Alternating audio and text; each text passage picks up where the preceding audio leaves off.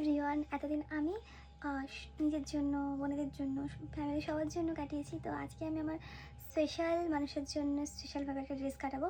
আমার বেবিরও 1 মান্থের ড্রেস আমি নিজেই কাটাবো।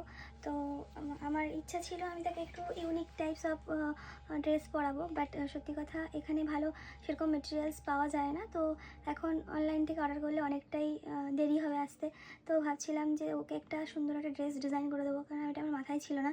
ভেবেছিলাম কোনো রেডিমেড কিছু ড্রেস দিয়ে আমি ওর ফটোশ্যুটটা করবো 1 মান্থের, বাট ভাবলাম যে না, আমি আমার বেবির জন্য একটা সুন্দর একটা ড্রেস বানাই সফট কিছু মেটেরিয়ালস দিয়ে। তো আমার একটা ইচ্ছা আছে রেড অ্যান্ড হোয়াইটের মধ্যে একটা কম্বিনেশন করবো। তো আমি মার্কেটে বেরিয়েছিলাম, মার্কেটে আমি সেরকম সফট কোনো মেটেরিয়ালস পাইনি। তো তার জন্য আমার হাজব্যান্ডের একটা টি শার্ট, হোয়াইট কালার, একদম নিউ টি শার্ট। তো এটার থেকে মানে কমফোর্টেবল কাপড় মনে হয় আর কিছু হবে না, প্রচণ্ড পাতলা কাপড়।